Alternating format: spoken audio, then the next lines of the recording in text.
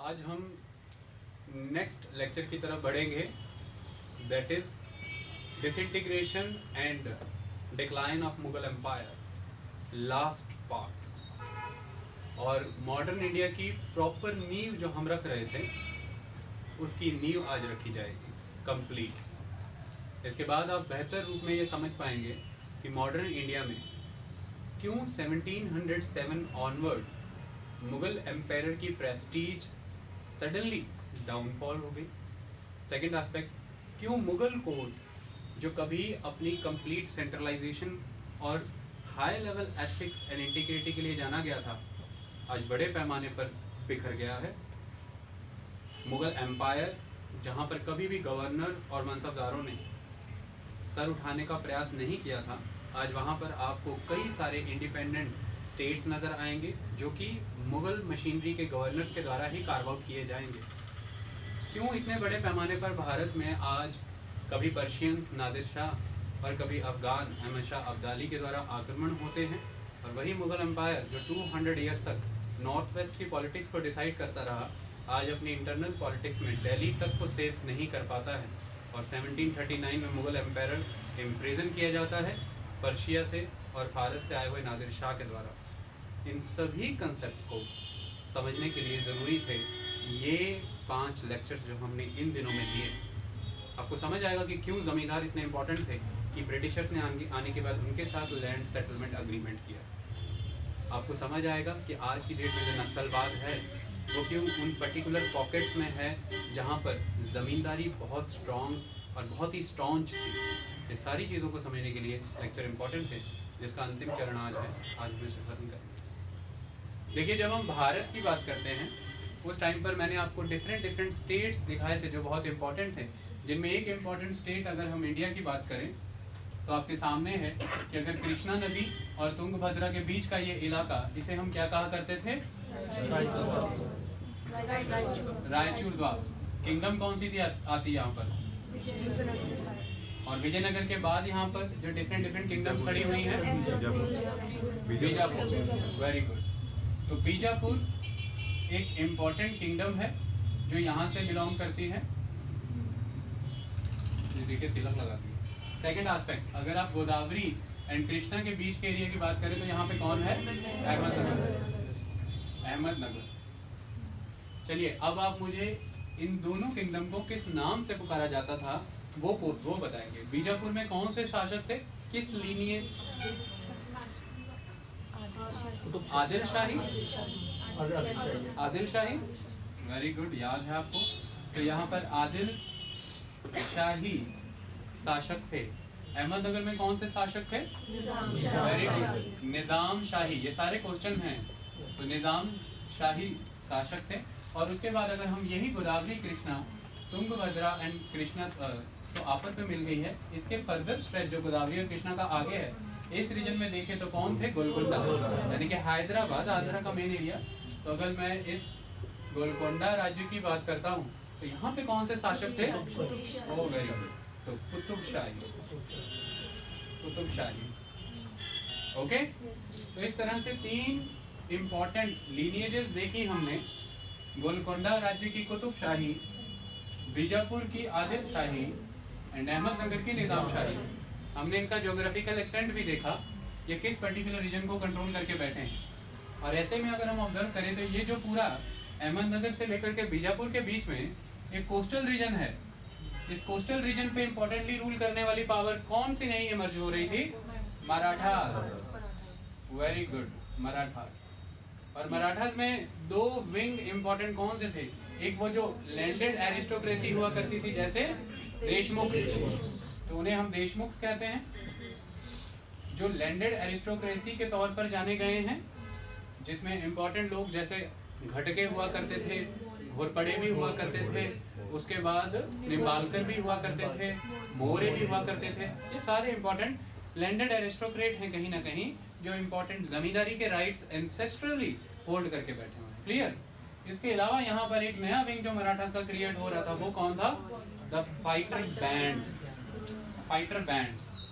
और ये fighter bands का जो विंग था, इसकी मेन शुरुआत किसके समय में होती है? शाहजी। शाहजी जो किनके पिताजी हैं? शिवाजी। शिवाजी के बाद हम किसकी तरफ बढ़ेंगे? शिवाजी के बेटे संभाजी। संभाजी, कहीं कहीं शंभू जी भी है। और शंभू जी के बाद कौन आ जाएंगे? याद रखें, संभाजी शिवाजी के पुत्र थे, संभाजी के ही यंगर ब्रदर राजाराम। राजाराम ये यंगर ब्रदर हैं, लेकिन संभाजी के बेटे हैं शाहू, छत्रपति शाहू महाराज, जो बाद में आएंगे। मैं बता दूंगा उनका भी सिस्टम। ये इतना क्लियर हुआ तो ये मराठास कहाँ पे घुसे हुए हैं? यही अहमदनगर और बीजापुर के बीच में। चलिए एक बेसिक क्वेश्चन पूछता हूँ, क्या ये एक इंडिपेंडेंट स्टेट की तरह बिहेव कर रहे थे? They were vassals, they were vassals, they were feud, they were semi independent kind of. किसके अधीन? मुगल। तो पैरामाउंट किसकी है? मुगल। तो मुगल पैरामाउंट पावर है यहाँ पर। क्लियर? और इनको अगर हम कलेक्टिवली देखें तो हम कौन सा स्टेट कह देते हैं? डेक्कनी स्टेट्स। तो यहाँ पर आप बार बार एक वर्ड सुनेंगे, क्या? डेक्कनी, डेक्कनी स्टेट्स। ओके, तो हमने 3 डेक्कनी स्टेट्स देखे, अहमदनगर, बीजापुर और गोलकोंडा। हमने मराठास देखे जो एक नए फाइटर बैंड की तरह क्रिएट हो रहे हैं, जो गोरिल्ला वारफेयर प्रैक्टिसेस करते हैं, यानी कि मराठास, जिनमें शाहजी इंपॉर्टेंट हुआ करते थे। हमने देखा ये सभी किसकी पैरामाउंसी के अंडर आते हैं? अब क्योंकि मराठा तो कोई स्टेट पावर नहीं थे, तो उनके साथ तो मुगल एग्रीमेंट नहीं कर, तो वो उनकी पैरामाउंसी के अंडर तो नहीं आते हैं। वो तो एक तरह से या तो मर्सनरीज के तौर पर बिहेव करते हैं, कभी बीजापुर की सेना की तरफ से लड़ लेते हैं, कभी गोलकोंडा की सेना की तरफ से, कभी अहमदनगर की तरफ से भी लड़ते थे। इसी तरह से मुगल्स भी इनका यूज़ किया करते थे, ये डिफरेंट टाइम पे मुगल्स की तरफ से भी लड़ते रहे। तो जब तक आप डिक्लेयर्ड स्टेट पावर नहीं है, आपके साथ उस तरह की ट्रीटीज, पैक्ट एंड एग्रीमेंट्स नहीं हो सकते हैं। जिस डिस्क्रिपेंसी ब्रेक करने के लिए ही 1674 में शिवाजी ने अपना राज्याभिषेक किया था, और वो फिर एक प्रॉपर पावर के तौर पर एग्जिस्ट हुए। और हमने देखा कि उसके बाद उनके साथ ट्रीटी, पैक्ट, कितनी भी संधियां करने का मार्ग प्रशस्त हुआ। ये एक इम्पॉर्टेंट एस्पेक्ट है। तो पिछले फेज में हमने स्टडी किया था कैसे मराठास का स्ट्रगल औरंगजेब के समय में आगे बढ़ता है, कैसे औरंगजेब के द्वारा अपने सबसे कॉन्फिडेंट पर्सन राजा जय सिंह, जो उस समय आमेर से बिलोंग करते थे, आमेर यानी कि जयपुर की रियासत, उनको डेक्कन के इश्यूज को हैंडल करने के लिए भेजा गया था। राजा जय सिंह उसमें सफल नहीं रहे। राजा जय सिंह के कन्विंस करने पर औरंगजेब आगरा गए, शिवाजी आगरा गए औरंगजेब से मिलने के लिए, और यह मीटिंग उस लेवल पे फ्रूटफुल नहीं रही। औरंगजेब के द्वारा एक ह्यूमिलिएशन का जो फेज़ वहाँ पर चला शिवाजी के साथ, इस बात से डिसकॉन्टेंट हो करके शिवाजी ने वहाँ से इवेड किया, और उसके बाद उन्होंने डबल विगर के साथ खुद को फिर से कंसोलिडेट किया, अपनी पावर को मजबूत किया। आने के बाद उन्होंने नीचे जितनी भी मुगल टेरिटरीज हुआ करती थी, उन सभी को ज़बरदस्त पैमाने पर ख़त्म करने का प्रयास किया, और डिफरेंट जो डेक्कनी स्टेट्स हैं उनके साथ कोलैबोरेशंस किए, जिसमें आप जानते हैं एक बहुत इंपॉर्टेंट कोलैबोरेशन उनका गोलकोंडा के साथ हुआ था, जहाँ पर कुतुबशाही शासकों ने उन्हें बड़े पैमाने पर मदद भी दी थी। ये सारे समीकरण को हमने समझा मराठा के कॉन्टेक्स्ट में। अब इस सारे समीकरण को आज समझेंगे हम औरंगजेब के डेक्कन के कॉन्टेक्स्ट में। तो आज का हमारा डिक्लाइन का जो फाइनल फेज़ है, इसमें सबसे पहला जो फेज़ हमें समझना है वो ये समझना है कि कैसे औरंगजेब ने डेक्कन के मैटर को हैंडल किया, और सेकेंड आस्पेक्ट हम ये समझेंगे कि final conclusive reasons of the decline of the Mughals, ultimately concept खत्म हो जाएंगे। ओके, उसके बाद मॉडर्न इंडिया, जिसकी बिगनिंग में ये सारा आना है, लेकिन बिगनिंग हम करेंगे एडवेंट ऑफ यूरोपियन, यानी कि मई 1498 में पहली बार जब पैर रखे थे पुर्तगालियों ने केरल के कैलिकट में, यानी कि वास्को डी गामा, वहाँ से शुरुआत करेंगे और आएंगे हम फाइनली यहीं पे। ओके, चलिए अब चीज़ों को समझते हैं इस कॉन्टेक्स्ट में।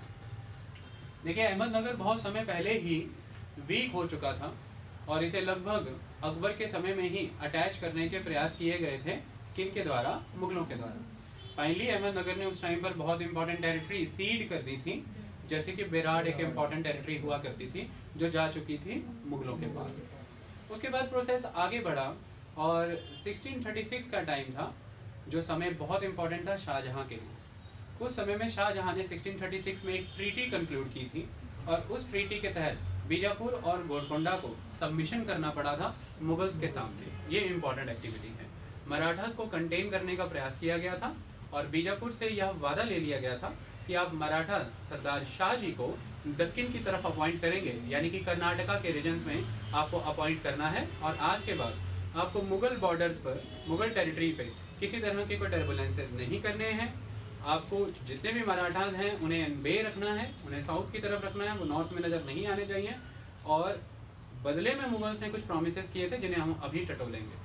तो चलिए शुरुआत करते हैं औरंगजेब एंड द डेक्कन के 3 फेजेस की। लगभग देखा जाए तो इसको हमने 1658 से लेकर के 1687 का ये जो पीरियड है ये 3 फेजेस में डिवाइड किया। इसका जो फर्स्ट फेज है वो 1658 से लेकर के 1668 तक चलता है। इसका जो सेकंड फेज है वो 1668 से लेकर के ऑलमोस्ट 1684 तक चलता है। और जो थर्ड फेज है वो 1684 से 1687, और 1687 वो ईयर है जब फाइनली गोलकोंडा को अटैच कर लिया गया था मुगल्स के साथ। और जितने 5 दक्कनी राज्य हुआ करते थे वो ग्रेजुअली मुगल्स ने धीरे धीरे खत्म किए। अहमदनगर, बीदर, बेराड़, बीजापुर और गोलकोंडा। सबसे अंतिम गोलकोंडा राज्य था जो मुगलों के साथ मिला लिया गया था। और 1687 में यह संस्करण अंत हो जाता है इतिहास का। लेकिन मराठास अभी भी कंट्रोल नहीं हुए थे। 1707 जब औरंगजेब ने औरंगाबाद में अपनी आखिरी सांसें ली हैं तब तक मराठाओं का कंसेप्ट चलता रहा। और आने वाले समय में भी यह हॉन्ट करता रहा मुगल्स को। और एक बड़ी ताकत के तौर पर मराठा उभर करके आए अपने ब्राह्मण सेनापतियों के अधीन, जिन्हें हम पेशवा कह करके पुकारते हैं। एक इम्पॉर्टेंट एस्पेक्ट है। चलिए 1 बाय 1 सभी कंसेप्ट को समझने का प्रयास करते हैं। देखिए औरंगजेब के समय में कुछ चीज़ें एग्जीक्यूट हो जाती हैं डेक्कन में, वो क्या होती हैं। सबसे बड़ा कन्फ्लिक्ट का पॉइंट है ये 1636 की ट्रीटी। ये एक इम्पॉर्टेंट एस्पेक्ट है। क्या क्या प्रॉब्लम्स हैं इस ट्रीटी की उसे समझते हैं। ये ट्रीटी जो कंक्लूड की गई थी ये शाहजहां के द्वारा कंक्लूड की गई थी। और इस ट्रीटी के द्वारा कुछ प्रॉमिसेस किए गए थे। सबसे पहला प्रॉमिस क्या था, अहमदनगर की कुछ इम्पोर्टेंट एरियाज हुआ करते थे जो बीजापुर को दे दिए गए थे, जो बीजापुर के कंट्रोल में चले गए थे। बीजापुर के भी कुछ इम्पोर्टेंट एरियाज थे जो मुगल्स के कंट्रोल में हुआ करते थे, लेकिन मुगल्स ने उन्हें एज अ ब्राइब यूटिलाइज किया था और वो एरिया भी बीजापुरियों को दे दिए थे, जबकि पहले वो एरिया मुगल के कंट्रोल में होते थे। ये एक क्लॉज था इसका। सेकेंड इम्पॉर्टेंट क्लॉज ये हुआ करता था कि इन फ्यूचर में नेवर एवर मुगल्स कभी भी दक्कन के कैंपेन नहीं करेंगे, यानी कि बीजापुर, गोलकोंडा इन राज्यों को तंग नहीं किया जाएगा। ये सेकेंड इम्पॉर्टेंट क्लॉज हुआ करता था। इसके बदले में बीजापुर और गोलकोंडा कभी किसी तरह की कोई ट्रेचरस एक्टिविटीज़ नहीं करेंगे, जालसाजियाँ नहीं होंगी और वीक नहीं किया जाएगा मुगल एम्पायर को। ये इम्पॉर्टेंट था उस टाइम पे शाहजहां को, क्योंकि शाहजहां को कंसोलिडेशन करना था। उस टाइम तक काफ़ी बिखराव आने की शुरुआत हो चुकी थी। थर्ड इम्पॉर्टेंट क्लॉज ये था इस ट्रीटी का कि आप हमेशा मराठास को अपनी सर्विसेज में जब भी इंडक्ट रखेंगे तो आप नीचे की तरफ, कर्नाटका के रीजन की तरफ इंडक्टेड रखेंगे। यह क्लॉज औरंगजेब के खत्म करने की बारी तो अभी आती, लेकिन शाहजहां खुद ही अपनी शर्तों को खत्म कर चुका था। यह सबसे वीकेस्ट पॉइंट रहा है मुगल्स का। क्यों? मुगल अपनी ज़बान के लिए जाने जाते हैं। जब आप एक इतनी बड़ी पैन इंडियन पावर के तौर पर एग्जिस्ट करते हैं, आपकी ट्रीटीज़ के वर्ड्स बहुत इंपॉर्टेंट हैं। आप उन्हें ब्रेच नहीं कर सकते। ये फर्दर अलायंसेस को कंसोलिडेट करने में एक वीक पॉइंट बन जाता है, क्योंकि फिर आपकी ट्रीटीज़ जो हैं वो इनक्रेडिबल नहीं रह जाएंगी। तो अदरवाइज़ अगर वो इनक्रेडिबल ही नहीं रही तो आपके साथ अलायंसेस किस ग्राउंड पे होंगे, क्योंकि उस टाइम पर कोई ऐसे लॉज तो होते नहीं थे। ये लॉ पास हो गया है और आपको ये साथ देना है। अग्रीमेंट्स और ट्रीटीज़ ही इंपॉर्टेंट है। अपनी ट्रीटीज़ को खुद ही छोड़ा। 1657 से 1658 के दौरान कुछ परिस्थितियाँ ऐसी पैदा हुई जिस टाइम पर शाहजहां ने कुछ डिसीजंस लिए। डिसीजन ये लिए गए थे कि जितने इम्पॉर्टेंट टेरिटरीज जो बीजापुर के अधीन थी, जो बीजापुर को एज अ ब्राइब दी गई थी, उन्हें बीजापुर से वापस छीन लिया जाने का प्रयास किया। जिसमें इम्पॉर्टेंट एरियाज जैसे कल्याणी, जैसे बीदर। कल्याणी और बीदर बहुत समय रहते ही आपने ले लिया था 1657 से 1659 के बीच में। फाइनली आप आगे बढ़े और आपने सतारा 1660 में ले लिया और आगे बढ़ करके शोलापुर भी आने वाले समय में आपने हथिया लिया था, लेकिन वो अभी फाइनली आपके कंट्रोल में नहीं था। तो 1660s का टाइम आते है समय, यानी कि शाहजहां का अंतिम समय चल रहा है 1657-58 के बीच में, और 1658 तक गद्दी नशीन हो जाएंगे औरंगजेब। उसके बाद 1660 तक औरंगजेब का टाइम है, जहाँ पर बीदर और कल्याणी आपने अपने मिलिट्री प्रयास से लिया, वहीं इसी तरह से 17 आपने रिश्वत के माध्यम से, ब्राइबरी के माध्यम से ले लिया। ये सारे प्रोसेस आपने अपनाए। क्यों ऐसा हुआ? इसके रीजंस तो कहीं भी मेंशन नहीं है, लेकिन कुछ कारण कुछ ऐसे हो सकते हैं कि सबसे इम्पॉर्टेंट एस्पेक्ट इस टाइम पर यह था कि जितने भी डेक्कन में उस टाइम पर मिलिट्री के रिक्वायरमेंट्स थी, वो मिलिट्री रिक्वायरमेंट्स पूरी नहीं हो पा रही थी। उस समय जो डेक्कन से रेवेन्यू अर्न हो रहा था, इसकी वजह से मिलिट्री उस टाइम पर डिसकॉन्टेंटेड थी साउथ के रीजन में। उनके खर्चे ज़्यादा थे और आमदनी कम हो पा रही थी। बड़े समय तक उन्हें गुजरात और मालवा से आने वाले रेवेन्यू से कॉम्पनसेट करने का प्रयास किया गया, सब्सिडीज़ प्रोवाइड की गई, लेकिन ये ज़्यादा लंबे समय तक चलना नहीं था। आपको मिलिट्री का खर्चा जो रॉयल ट्रेजरी है वहीं से अफोर्ड करना है।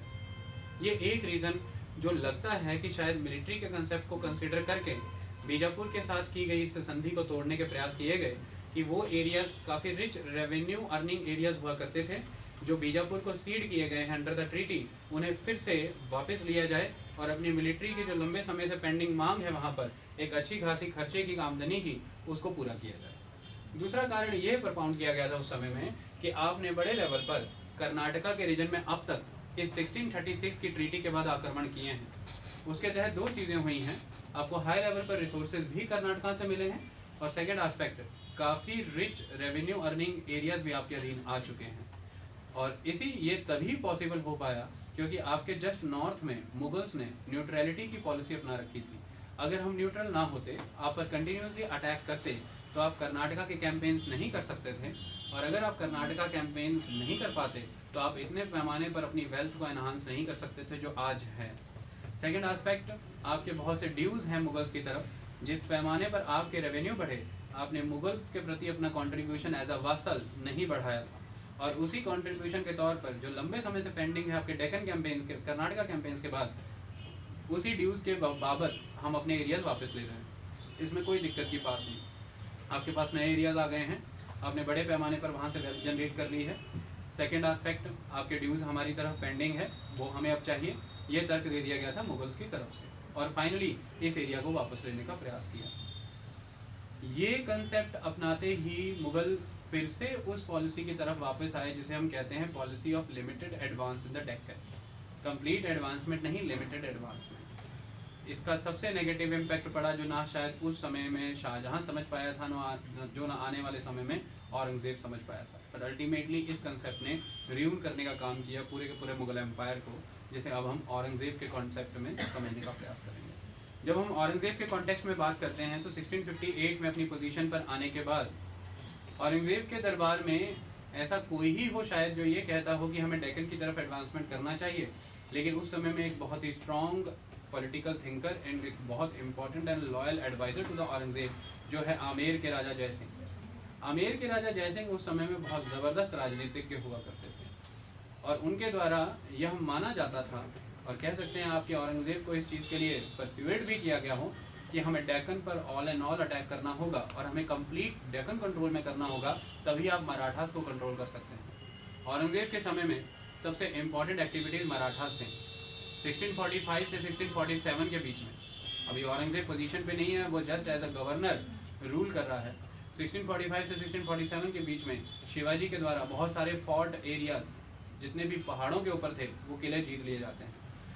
तेज़ी से वो बहुत आगे बढ़ रहे हैं और अपने वेस्टर्न रीजन में जो भी कोंकण के प्लेन की विसिनिटी है उसको कंट्रोल करते चले जा रहे हैं। ये एक तरह का थ्रेट था उस समय के मुगलों के लिए, क्योंकि मुगल्स को ऐसा लगता था कि मराठास अगर एक बार स्ट्रांग हुए, रीजनल पावर की तरह एग्जिस्ट कर रहे हैं, इन्हें बाद में वीक करना जो है वो बहुत डिफ़िकल्ट हो जाएगा। इसी कंसेप्ट के तहत जब आप आगे बढ़ रहे हैं तो आपने जयसिंह की सलाह को इस वजह से भी एक्सेप्ट किया क्योंकि आप चाहते थे अल्टीमेटली मराठास को खत्म करना।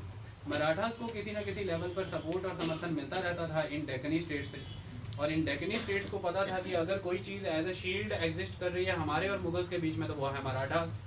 तो वो कभी भी मदद नहीं कर पा रहे हैं मुगल्स की मराठास को एंड करने के लिए।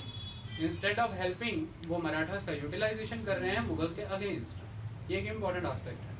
तो इस वजह से आपके लिए बोन ऑफ कंटेंशन इस टाइम पर जो है वो है मराठास। आपको मराठा अंत करने हैं, लेकिन मराठा अंत करने के लिए आपको डेक्कन को जीतना होगा। पहले डेक्कन से हमें समर्थन मिलता है, फाइनेंशियल रिसोर्सेज मिलते हैं, आर्मी मैन मिलते हैं, आर्म्स एंड आर्टिलरीज मिलती हैं, ये सारी चीज़ों का समर्थन डेक्कन से मिलता है। अगर डेक्कन आपके डायरेक्ट कंट्रोल में आ जाएगा तो ऑटोमेटिकली मराठास खत्म हो जाएंगे। यह कंसेप्ट जयसिंह ने उस समय में दे दिया था, जिसे समझने में बहुत समय लग गया औरंगज़ेब को, क्योंकि औरंगज़ेब कभी भी आउटराइट अनेक्सेशन नहीं चाहता था डेक्कन का। वो लिमिटेड एडवांस की पॉलिसी को ही फॉलो करना चाहता था और बहुत कॉन्शियसली उसने इस पॉलिसी को फॉलो किया। लंबे समय तक उसने डायरेक्टली अटैक्स नहीं किए थे डेक्कन के ऊपर। इस चीज़ को आपको समझना, मतलब डायरेक्टली वो जीतना उसे नहीं चाहता था, लेकिन एक पॉइंट ऐसा आया कि जब उसे फोर्स एक्ट करना पड़ा था उस टाइम पर, क्योंकि वो पॉलिटिकली इस बात को जानता था कि इतना डीप डेक्कन तक आप direct lines of communication establish नहीं रख सकते हैं। अगर आप उसे कंट्रोल करना चाहते हैं, एडमिनिस्ट्रेटिव फिजिबिलिटीज़ नहीं रह जाएंगी, आप वहाँ के एक प्रशासनिक सिस्टम को नहीं समझते हैं, और लोकल एलिमेंट्स को आपको इंडक्ट करके ही प्रशासन चलाना पड़ेगा। और लोकल एलिमेंट ऑलवेज वहाँ के एक सोवरेन एंड इंडिपेंडेंट कैरेक्टर से एम्बेडेड हैं, वो कभी भी आपके एक छत्र राज्य के अधीन नहीं रहेंगे। ये सारे कंसेप्ट औरंगजेब जानता था उस टाइम पर, ये इंपॉर्टेंट एस्पेक्ट है। लेकिन फिर भी माहौल और कहानियाँ कैसी बनी उसे हमें समझना होगा। जयसिंह के द्वारा एक बहुत इंपॉर्टेंट एक्टिविटी की गई 1763 में ही, ये इंपॉर्टेंट डेट है। जयसिंह ने सारा का सारा कंसेप्ट पॉलिटिकली एंड डिप्लोमेटिकली ध्यान से ऑब्जर्व किया। औरंगजेब के द्वारा जयसिंह को ये सलाह दी गई कि हमें बीजापुर और मराठास को एक साथ खत्म करना चाहिए, लेकिन शायद जयसिंह जितनी पॉलिटिकल थिंकिंग डेक्कन को लेकर के उस टाइम पर औरंगजेब के पास नहीं थी, और जितनी इंपॉर्टेंस वो मराठास की जानते थे, वो उनको पता था कि मराठास को रिकॉग्नाइज करना जरूरी है। औरंगजेब अभी उनकी इंपॉर्टेंस को समझ नहीं पा रहे हैं, इसलिए वो बहुत ध्यान से समझाते हैं कि हम दोनों मूर्खों में से पहले एक मूर्ख को हराते हैं, साइमल्टेनियसली दोनों को नहीं, क्योंकि उन्हें अंदरूनी खाते ये पता था कि इससे नुकसान मुगलों को ही होगा। फाइनली उन्होंने कन्विंस किया।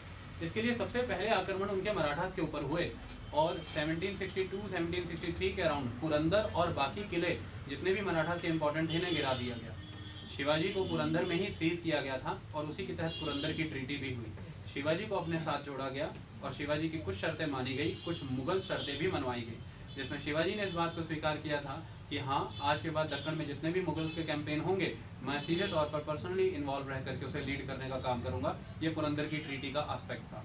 शिवाजी को बहुत important revenue earning areas Bijapur में एलोकेट करने की परमिशन दे दी गई थी, और शिवाजी को ये कहा गया था कि जो एरियाज अब तक बीजापुर के आपके पास हैं और जो बाकी के एरियाज आप आने वाले दिनों में कंट्रोल करेंगे हमारी मुगलों की सेना की मदद से, वह भी आपके पास रहेंगे, लेकिन शर्त यह रहेगी कि आपको बड़े पैमाने पर एक लमसम अमाउंट मुगलों को भी देनी है, जो किश्तों में देनी होगी। इस तरह से शिवाजी और मुगल्स के बीच में ट्रीटी कंक्लूड हुई, और मुगल्स के एंड पर जयसिंह और शिवाजी के द्वारा अब आक्रमण बीजापुर पर होगा। ये समय 1665 का है, और बीजापुर पर किए गए इस आक्रमण में ज़बरदस्त हार हो जाती है मुगलों की, यानी कि जयसिंह की, यानी कि मराठास की, यानी कि शिवाजी की, जो इनके तरफ से लड़ रहे हैं। इसमें हार होने के कारण कुछ इस तरह के हैं कि जयसिंह के द्वारा इवेल्युएट नहीं हो पाया कंसेप्ट कि कितने स्ट्रॉन्ग हैं इस टाइम पर बीजापुर, क्योंकि बीजापुर को अलायंसेस मिल रहे थे उस समय गोलकोंडा की तरफ से। चाहे वासल्स की तरह ही बिहेव कर रहे हैं, लेकिन अंदर खाते हमेशा 30,000 40,000 आर्मी मैन प्रोवाइड कर दिए जाते थे, arms and emanations artilleries provide कर दी जाती थी, जिससे सीधा नुकसान होता था अपोजिंग पावर जैसे कि मुगल्स या मराठास का। सेकेंड आस्पेक्ट ये था कि उस टाइम पर जो जयसिंह हुआ करते थे उनको काफ़ी हद तक आपने लिबर्टी दे दी है एडमिनिस्ट्रेटिवली, लेकिन कंप्लीट आर्मी कंट्रोल नहीं दिया जा सकता था। डेक्कन कैंपेन का सबसे बड़ा प्रॉब्लम ही ये रह गया था कि जितने भी मुगल रूलर हुआ करते थे, इनके दौरान पर एक कंसेप्ट बहुत इंपॉर्टेंट होता था कि जब ये पर्सनली मूव करते हैं तब इन्हें कभी कोई नहीं हरा सकता था। एक बार जब ये पर्सनली जा करके किसी खेमे में बैठ जाएं तो विजय सुनिश्चित है। कारण क्या हुआ करता था, क्योंकि जब डेक्कन या किसी भी अदर कैंपेन में मुगल सम्राट स्वयं जाएगा तो उसके साथ कंप्लीट आर्मी जाएगी मुगल्स की, और कंप्लीट आर्मी के साथ फेस नहीं हो सकती थी कोई भी रीजनल पावर, तो जीत तो होनी थी। लेकिन कोई भी मुगल शासक यह रूल नहीं अपना सकता था कि किसी नोबल या किसी प्रिंस को कंप्लीट आर्मी का कंट्रोल दे दिया जाए just for the sake of victory और टेरिटोरियल एक्सपेंशन। क्यों? ऐसा शाहजहां ने गलती की थी, औरंगजेब के हाथ में बड़े पैमाने पर मिलिट्री पावर दी थी, और शाहजहां को यह झेलना पड़ा कि अपनी द्वारा नॉमिनेटेड बेटा दारा शिकोह उसे गद्दी पर नहीं बिठवा पाया। अंततः जिसे मिलिट्री का समर्थन था, नोबिलिटी का समर्थन था, वह औरंगजेब ही गद्दी पर बैठा। तो अगर एक बार आप complete royal base of military किसी को एलोकेट कर देते हैं for the sake of the expansion और टेरिटोरियल एग्रेंडाइजमेंट, तो अल्टीमेटली कल को आप भी हराए जा सकते हैं, क्योंकि मिलिट्री का और नोबिलिटी का फेथ उस पर्सन पे बढ़ जाएगा। यह कारण है कि ऐसा नहीं हो सकता था। यही कारण है कि शाहजहां के समय में चाहे कुछ भी हो, लेकिन औरंगजेब दूर के कैंपेन नहीं कर पाया था। उसे डिस्टेंट कैंपेन्स करने की इजाज़त नहीं हुआ करती थी, क्योंकि डिस्टेंट कैंपेन के केसेस में वो डिस्टेंट में जा करके उस आर्मी और बाकी लोगों को अपने कॉन्फिडेंस में लेकर के डिफेक्ट कर सकता था मेन जो क्राउन है, जो थ्रोन है, उससे। इसी वजह से आपने कभी भी complete charge of the military, आपने complete band of the military release ही नहीं किया, जिसकी वजह से हम ये कह सकते हैं कि जय सिंह के पास रिसोर्सेज की कमी रह गई। कंटिंजेंट प्रॉपर नहीं थे उसके पास, टुकड़ियां प्रॉपर नहीं थी उसके पास। तीसरा सबसे इम्पोर्टेंट एस्पेक्ट, भाई साहब आर्टिलरी ही नहीं लेकर के गए थे जिससे सीज करना था। अब ये सब चीजें जब क्यों सुनिश्चित था कि जीतेंगे, मराठा पावर साथ है, हराएंगे, लेकिन आपको याद करा दूं कि 18 महीने लगेंगे आने वाले समय में औरंगजेब को बीजापुर भी सीज करके जीतने में, 18 मंथ्स डायरेक्ट मुगल रूलर को। और इस सीज में भी अंतिम के महीनों में औरंगजेब खुद बैठेगा पर्सनली वहां पर। ये गलती की है जय सिंह ने, और आने वाले समय में दिलेर खान भी करेगा। ये पर्सनली उस सीज में नहीं बैठे हैं जा करके, हाँ सीज जरूर किए गए हैं। तो अल्टीमेटली ये सीज कामयाब नहीं हो पाया उस लेवल पर। बीजापुर रॉक सॉलिड रहा, मजबूत रहा, और ज़बरदस्त हार हुई है मुगल और मराठा की कंबाइंड फोर्सेस की। इसने एक नेगेटिव जरूर दे दिया, इसने बड़े पैमाने पर दक्कन राजाओं का वो मरा हुआ यूनाइटेड फ्रंट फिर से जिंदा कर दिया। इसके बाद डेक्कन फिर से यूनाइटेड होने का प्रयास करेंगे, जिसमें गोलकोंडा, बीजापुर और मराठा का एक ट्रिपाटाइट फ्रंट क्रिएट होगा आने वाले समय में, जो बहुत नुकसान देगा मुगल्स को। ऐसी परिस्थितियों में जय सिंह को राज्य के द्वारा लताड़ा भी गया, काफ़ी सारे हरासमेंट लेटर्स भी आए। आप कह सकते हैं कि ये हार और इस तरह के सेंसरशिप्स जो उनके ऊपर लगाई गई केंद्र के द्वारा, यानी कि औरंगजेब के द्वारा, इसी वजह से दिल टूट के 2 ही साल में निधन हुआ उनका। 1667 में जय सिंह चल बसे। 1667 में जय सिंह के चलने के बाद 1668 तक एक ही उपलब्धि मिल पाती है औरंगजेब को कि शोलापुर कंट्रोल कर लिया जाता है।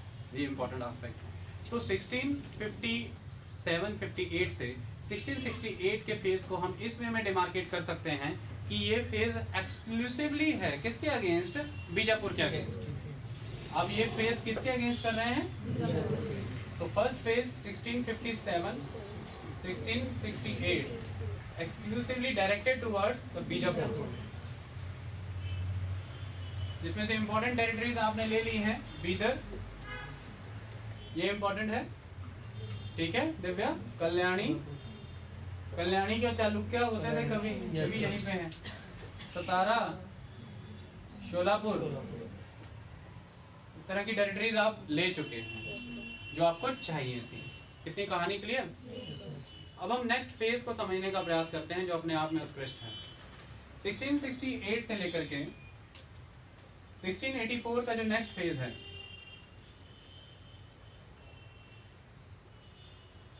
ये किस वजह से यूनिक है। इस फेज में एक खास चीज ये हो जाती है कि ऑलमोस्ट 1668 ऑनवर्ड्स 1681 तक एक तरह का गायब फेज है मुगल्स का डेक्कन में।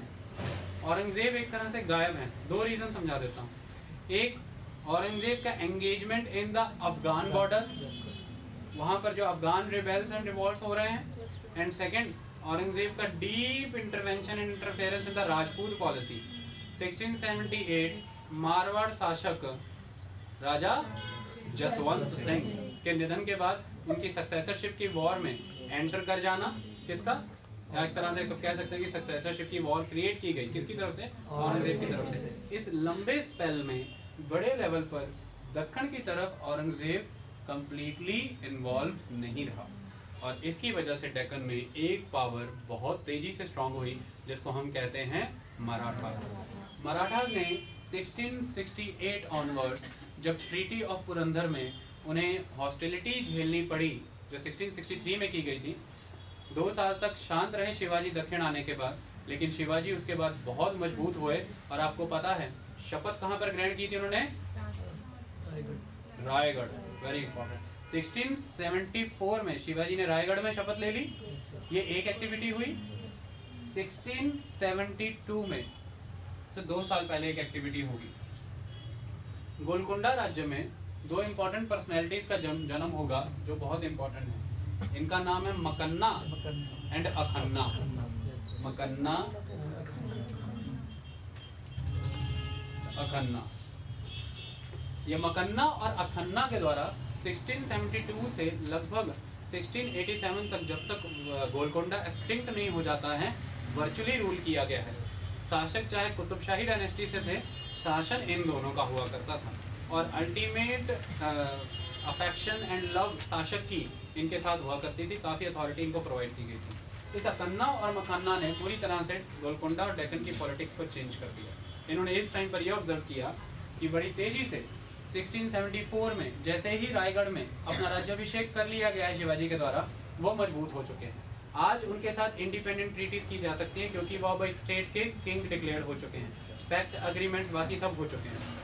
तो इस समय में अखन्ना और मकन्ना के द्वारा एक प्रपोजल ये रखा गया कि हमें एक ट्रिपार्टाइट फ्रंट क्रिएट करना चाहिए अगेंस्ट द मुगल। वो फ्रंट होगा गोलकोंडा, बीजापुर एंड मराठास का। ये इंपॉर्टेंट एस्पेक्ट है।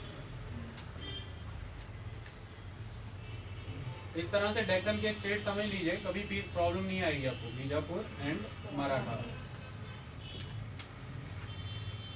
गोलकोंडा, बीजापुर एंड मराठा। ये फ्रंट अच्छे तरह से काम कर रहा था, लेकिन कहीं ना कहीं ये बीजापुर लेवल पर एक ट्रबल था बहुत इंपॉर्टेंट। बीजापुर से दो फैक्शन निकलते थे उनकी मेन प्रशासन की नोबिलिटी में। दो धड़े हैं, दो ग्रुप हैं। वो कौन है? एक प्रो मुगल, एक प्रो मुगल, एक एंटी मुगल। एक प्रो मुगल और एक एंटी मुगल। अब ये जो प्रो मुगल और एंटी मुगल वाला ये जो धड़े हैं, एक तो धड़ा है जो बीजापुर की नोबिलिटी है, जो बीजापुर के रूलर के साथ है ऑलवेज, जो जिस तरह के डिसीजन राज्य की तरफ से लिए जाएंगे वो उन निर्णयों को स्वीकार करेंगे।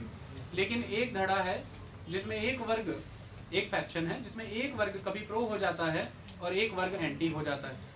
ये दोनों प्रो एंड एंटी होने का काम करते हैं अपने इमीडिएट इंटरेस्ट के अकॉर्डिंग, कि इन्हें मुगल्स की तरफ से कोई एडवांटेज अभी मिल रहा है या नहीं मिल रहा है। तो इस वेस्टेड इंटरेस्ट की वजह से बीजापुर राज्य के अंदर ये फैक्शन हमेशा एग्जिस्ट करता रहा था, जो या तो कभी प्रो मुगल स्टांस लेता था या एंटी मुगल स्टांस लेता था।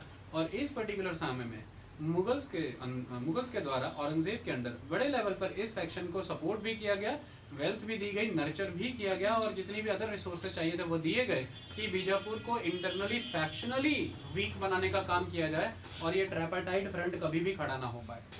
औरंगजेब के एंड पर डायरेक्टली वहाँ पर अवेलेबल ना हो करके भी अपने राज्य के द्वारा यह समर्थन इस फैक्शन को देने से एक कंसेप्ट यह पैदा हो गया कि बड़े पैमाने पर एक डिस्कॉन्टेंटमेंट फैला डेक्कन स्टेट्स में मुगल्स के कंटिन्यूसली इस इंटरवेंशन की वजह से जो बीजापुर में हो रहा था। और अंततः यह निकल करके आ गया कि मुगल कभी भी बेस्ट इंटरेस्ट के बारे में नहीं सोचेंगे डेक्कन के, बेस्ट इंटरेस्ट के बारे में वही सोचेगा जो डेक्कन में एग्जिस्ट करता है, जैसे कि स्टेट कौन? बीजापुर, कौन? गोलकोंडा, कौन? मराठा। तो अल्टीमेटली इसने यूनाइटेड फ्रंट को और मजबूत किया। ये एक इम्पॉर्टेंट एस्पेक्ट है। सेकंड गलती औरंगजेब की हमेशा से ये रह गई थी मराठा के एंड पे, जो इस टाइम पर भी नजर आने का प्रयास हुआ। औरंगजेब एक साइकोलॉजिकली इमेजिनेटिव वर्ल्ड से एक थ्योरी लेकर के आए थे जो कंप्लीटली इम्पॉसिबल थी। वो थी यूनिटी ऑफ द हार्ट्स, दिल मिलाने वाली पॉलिसी। दिल किनके बीच मिले? मुगल, डेक्कन। डेक्कन में कौन? बीजापुर एंड गोलकोंडा। किसके अगेंस्ट दिल मिलाना है? मराठा। हमें यूनिटी ऑफ द हार्ट करना है। किसके अगेंस्ट? एक दिल से, एक मत से मराठा खदेड़ने। ये यूनिटी ऑफ द हार्ट कभी नहीं हो सकता उन छोटे स्टेट्स और उन बड़े मगरमच्छ के बीच में। मछलियाँ कभी दोस्ती नहीं करेंगी, उसे पता है कि जब तक एक दूसरा मगरमच्छ खड़ा है, ये मगरमच्छ हमें नहीं खा रहा है, उसके साथ उलझा हुआ है। अगर हमने वो मगरमच्छ इसके साथ मिलकर खा लिया या मार दिया, तो अगला टारगेट हमारा ही, क्योंकि तो भूखा है ना, खाएगा ही खाएगा। तो छोटे स्टेट और बड़े स्टेट के बीच में यूनिटी ऑफ हार्ट कैसा? इसमें तो यही हो सकता है कि एक एक्सट्रीम अल्टीमेट पावर है, आप उसके प्रोटीज हैं, वो पैटर्न है, और ये नहीं हो सकता। तो कुल मिलाकर के ये कभी पॉसिबल ही नहीं हो पाया। तीसरा, डेक्कन के स्टेट मजबूत होते ही चले गए, मराठास इंपॉर्टेंट रोल प्ले करते चले गए, बीजापुर को भी रियून करने का काम किया था इन बिटवीन मराठास के द्वारा। तो साउथ में 1668 से 1684 के बीच में दो डायनामिक्स इंड्यूस हुए। पहला डायनामिक, बड़ी तेजी से मराठास अब खुद को स्ट्रॉन्ग कर पा रहे हैं क्योंकि मुगल्स नॉर्थ में कंसंट्रेटेड है, एक अफगान मेनेस है और दूसरा राजपूत। सेकंड, शिवाजी टेक्निकलिटीज को समझ चुके थे और बहुत फास्ट वे में टेरिटोरियल एक्सपेंशन एक बात होती है, उन्होंने अब अपना एडमिनिस्ट्रेटिव कंसोलिडेशन किया कि उनके नीचे आने वाले लोगों को अगर स्वराज्य बताना है, स्वराज्य माने उनका वो सोवरेन टेरिटोरियल लैंड जो मुगल्स के लैंड के अंदर से कार्व आउट कर लिया था उन्होंने। तो अगर स्वराज्य स्थापित करना है तो स्वराज्य होता है, स्टेट स्व तभी होगा, बेनिफिशियरी तभी होगा जब भी हमें पॉलिसी बनानी आती होगी, और पॉलिसीज को लागू करने आने के लिए वी नीड एडमिनिस्ट्रेशन। तो उन्होंने 8 मिनिस्टर, अष्ट प्रधान का कंसेप्ट भी दिया था। तो सेकंड एस्पेक्ट ये है। तीसरा, वो अपने फॉरेन रिलेशंस और अपनी इंटरनल पॉलिटिक्स को मैनेज करने के लिए खुद को किंग डिक्लेयर कर चुके थे। ये इंपॉर्टेंट एस्पेक्ट था। तो एक डायनेमिक में मराठा इस वे में कंसोलिडेट हो गए। सेकंड डायनेमिक्स में गोलकोंडा कंसोलिडेट कर रहा है खुद को, कन्ना मखन्ना, और वो मुगल्स को बाहर रखना चाहते हैं। उनका मानना ये है कि हम तीनों आपस में डेक्कन के फ्रूट्स शेयर कर लेंगे, अल्टीमेटली बाहर करना है तो मुगल को करना है, वो हमें डेट्रीमेंटल है। तो इसकी वजह से वो तीनों को कंसोलिडेट कर रहे हैं कि unity is the strength. Unity of the heart with the Aurangzeb नहीं, unity with the Bijapur and with the Marathas is good. तो वो हमें करना है। तो इसकी वजह से पॉलिटिक्स यहाँ का चेंज हुआ और वो इस वजह से मजबूत हो रहे हैं। तीसरा, ओवर एम्बिशियस है मराठास। इस ट्रिपाटाइट स्ट्रगल को सफल होने में 2 चीज़ों ने रोका। पहला, बीजापुर के अंदर एक फैक्शन जो Mughal, pro Mughal and anti Mughal stance लेता रहता था, और दूसरा ओवर एम्बिशियस होना मराठास का, कि अल्टरनेटिवली इन्होंने खुद से ही कभी बीजापुर को लूटा है, कभी समेटा है, कभी लूटा है, कभी समेटा है, कभी लूटा फिर समर्थन। तो कभी लूट रहे हैं, समर्थन दे रहे हैं, इसलिए बीजापुर कंफ्यूजन में है कि करना क्या है। कल को जब हम तीनों मिलकर के यूनिटी ऑफ फ्रंट बना करके मुगलों को खत्म करेंगे तो फिर क्या गारंटी कि मराठा हमारे अगेंस्ट नहीं चले जाएंगे और हमें खत्म नहीं करेंगे।